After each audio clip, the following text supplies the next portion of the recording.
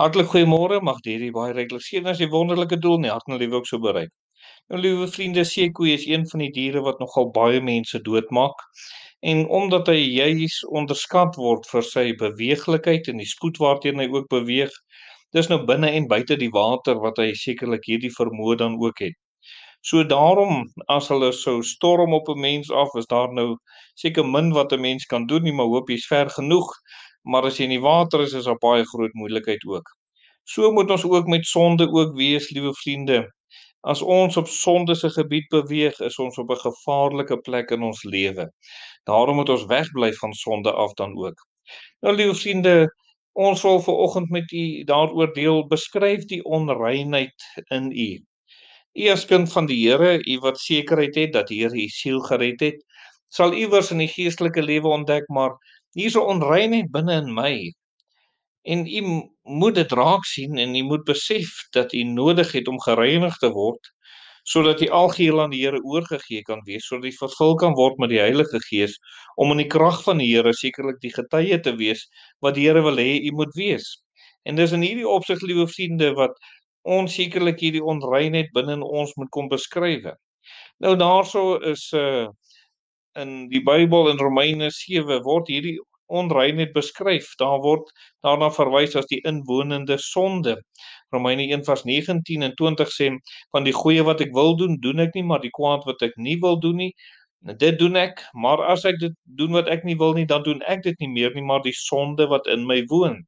So liewe vriende, dit is hier waar dit beskryf word waar hierdie sonde is. Hierdie is 'n beskrywende terme van die onreinheid wat in my is, en dit sê waar dit is. Dis binne in my. Dis nie 'n duiwel wat in my is nie, dis nie die vriende nie, dis nie die wêreld nie. Dis 'n onreinheid binne in my waarvan ek gereinig moet word. Dis hoekom Dawid sou sê, skep vir my 'n rein hart, o God, want dit is binne in sy binneste. In die tweede opsig verwys hy na die wet wat stryd voer. In Romeine 7 vers 22 sê hy, want ek verlustig my in die wet van God na die innerlike mens. Nou, hier wil ek net eers dit noem, dit is sekerlik iemand wat waarlik gered is, 'n verlustiging, die wet van die Here, die woord van die Here, om die wet van God te onderhou, om gehoorsaam aan die Here te wees, om die Here te behaag in elke aspek van ons lewe, wil ons die Here behaag. En dis hier binne in ons, dis ons begeerte, dis ons innerlike mens, ons wil dit doen. En dis ons verlustiging. Maar nou kom ons agter, maar ons doen dit nie altyd nie. Ons wil dit doen. Dis wat hy in Romeine 7 sê, die goeie wat ek wil doen ek nie. En nou sê Romeine 7 vers 23, hy sê, maar ek sien 'n ander wet in my lede wat stryd voer teen die wet van my gemoed en my gevange neem onder die wet van die sonde wat in my lede is.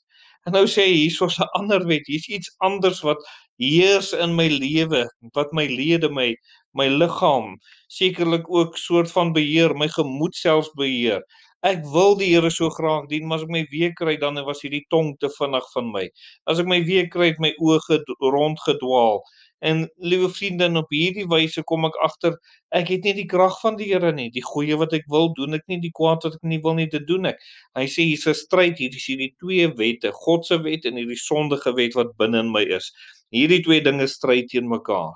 Dan beskryf hy in die derde opsig hoe hy voel. Hy sê ek is 'n ellendige mens. Ons lees dit daar in vers 24. Hy sê ek ellendige mens, wie sal my verlos van die liggaam van hierdie dood? Hy sê ek so moeg vir 'n staan en val lewe. Ek is moeg vir mislukking op my geestelike gebied. Daar's meer mislukkings as wat daar oorwinnings is. Dit beskryf eintlik maar die toestand van Petrus daar by die vuur toe hy die Here toe nou daarso verloon het, liewe vriende, hoe spyt hy was, hoe in trane hy was, hoe gebroken hy was oor hy dit gedoen het.